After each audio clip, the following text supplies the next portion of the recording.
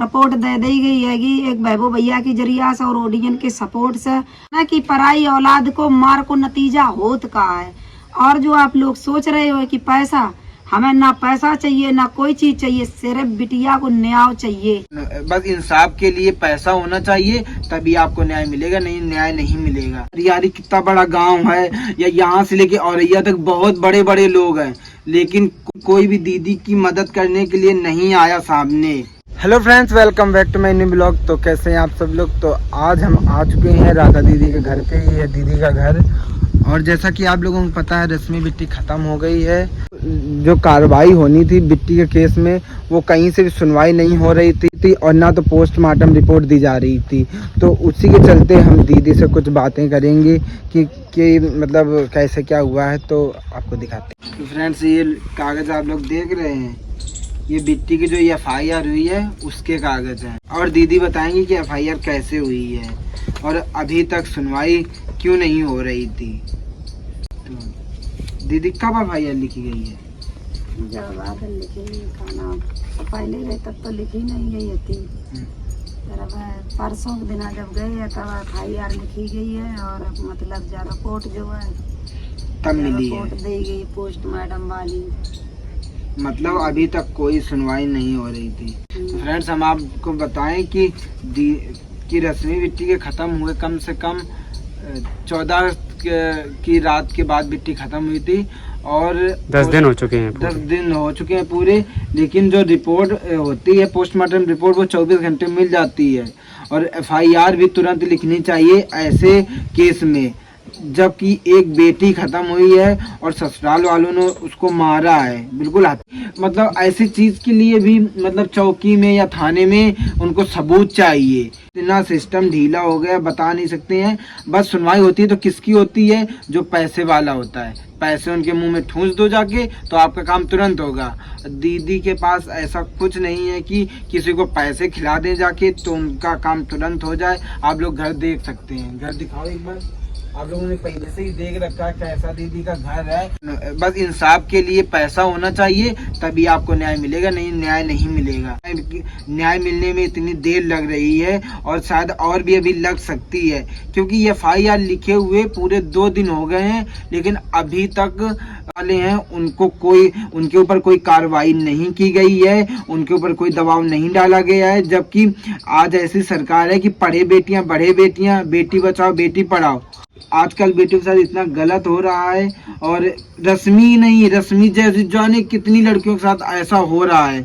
आप लोगों ने देखा ही होगा कितना ज्यादा आजकल अत्याचार हो रहा है बस बेटियों के ऊपर। जो ऐसे ससुराल वाले होते हैं उनको बढ़ावा मिलता है, तो वो और ज्यादा इस चीज के लिए प्रभावित होते हैं और ज्यादा यही सब करते हैं। तो ये FIR कैसे लिखी गई वो मैं आपको बताता हूँ। तो जब मैं उस दिन दीदी के पास आया, और उसमें भी जब उस दिन मैं आया तो उसमें कमेंट कर रहे हैं कि व्यूज छापने के लिए चला आया। मतलब अरे ऐसे थोड़ी नहीं कोई व्यूज छापन चले आते हैं। अगर ये व्यूज छापे भी मारा तो हमारी बिटिया की जान ही गई। ऐसे तो लोग कमेंट करते ही थे कि यहाँ व्यूज के मारे यहाँ डरी है, अपने ससुराल में नहीं जाते, उल्टे सीधे लोग कमेंट करते। अब कुछ लोग ऐसे हैं जिनके अब पेट नहीं भरे हैं, ऐसे बहुत से लोग हैं। हाँ, अभी भी मैं अगर या कार्रवाई तो कर ली गई है, चलो पोस्टमार्टम की रिपोर्ट दे दी गई, बाकी नकल दे दी गई है, सब कुछ है वो है। अब मतलब आज 30 दिन होएगे, 30रो दिन है, लेकिन आज लो कोई मुलजिम नहीं पकड़ो गो है। रिपोर्ट दे दी गई है एक महबूब भैया की जरिया से और ओडियन के सपोर्ट से, और जो मोहम्मद वकील साहब हैं, नूर मोहम्मद वकील साहब हैं, उनके जरिया से मतलब ये सब काम होएगो। लेकिन एक तसल्ली बनाई दी गई है कि तुम्हारी कार्रवाई कर ली गई है। लेकिन बाकी मतलब कार्रवाई तो कर ली गई, जब कार्रवाई बिछाए कि चाटे, जब जामा कोई न्याय नहीं मिल रहा है। इन कागज पन्नों का क्या जाए ना, जब पकड़े जाए, बंद करे जाए, जैसी भाई बिटिया तड़पी है, जैसे मार पड़ी रश्मि मेरी बिटिया जैसे बिलख रही थी, हमारा बेटा बिलखत तो आप लोगों ने देखो ही है कि कौन पोजीशन से तड़प रही थी। ऐसे जब जेव लोग तड़प है ना, तब तसल्ली बंद है कि हाँ कि एक बिटिया को दर्द का होत है। जेव तो जाना कि पराई औलाद को मार को नतीजा होत का है। और जो आप लोग सोच रहे हो कि पैसा, हमें ना पैसा चाहिए ना कोई चीज चाहिए, सिर्फ बिटिया को न्याय चाहिए। बस रश्मि बिट्टी को इंसाफ चाहिए। हाँ, हमारी बिटिया को न्याय होना चाहिए। जैसे हमारी बिटिया तलफी है, तो जैसे जो चांद घुटाए ना बोल रहे हो तो कि व्यूज के चक्कर में भर्ती करे है, तो अब हम जाए व्यूज के चक्कर में जेल में तो कर दें, तब तो व्यूज कमावे कम से कम। जब ये जेल जाए ना तब हमें व्यूज कमाए में अच्छो लगे है, अब नहीं अच्छो लग रहा है। वो हमारी बिटिया जब तक न्याय नहीं हमारी रस्मी मिल जाए तब तक हमें अच्छो नहीं लगे है। तब तक हम भी चुप नहीं बैठेंगे, दीदी का ऐसे ही साथ देते रहेंगे, देते रहेंगे। और जो लोग बोलते हैं व्यू छापने आए, एक बार आके देखो आके यहाँ पे क्या दीदी की स्थिति है। और व्यू छापने कौन आता है? हजारों मीडिया वाले आए होंगे, बस दीदी से बुलवा के अपना पेटा भरने के लिए लेके चले, कोई भी मदद के लिए नहीं उतरा। वो तो जब हम उस दिन आए, बिट्टी की वीडियो इंस्टा पे डाली, तब लखनऊ के हमारे वकील साहब हैं, उन्होंने कमेंट किया, उन्होंने अपना नंबर छोड़ा, तब वो मैंने नंबर देखा तो उनको कॉल की, उनको मैंने सारी पूरी घटना बताई। क्योंकि मैं तो दीदी से हमेशा जुड़ा हूँ, तो मुझे एक एक चीज़ की सारी चीज़ें नॉलेज थी। और बिट्टी को मैंने छोटे से अभी तक देखा है, वो उसका नेचर इतना अच्छा था आपको बता नहीं सकते हैं। लेकिन ये जो कमेंट करते हैं उनको तो बोलो ही मत कि क्या बोल दें, कब क्या बोल दें। बस बिट्टी को एक ही बात ले गई है, ये कमेंट। अगर लोग कमेंट ना करते कि तू अपने ससुराल जा, ये कर वो कर, तेरे तू सबके साथ वीडियो बनाती है, तो वो इससे प्रभावित हो गई, इसलिए वो चली गई कि चलो मम्मी चले जाने दो, शायद वो सही हो जाए। लेकिन वो राक्षस सही नहीं हुआ, उसको तो बस मारना था। और शादी उसने क्यों की थी?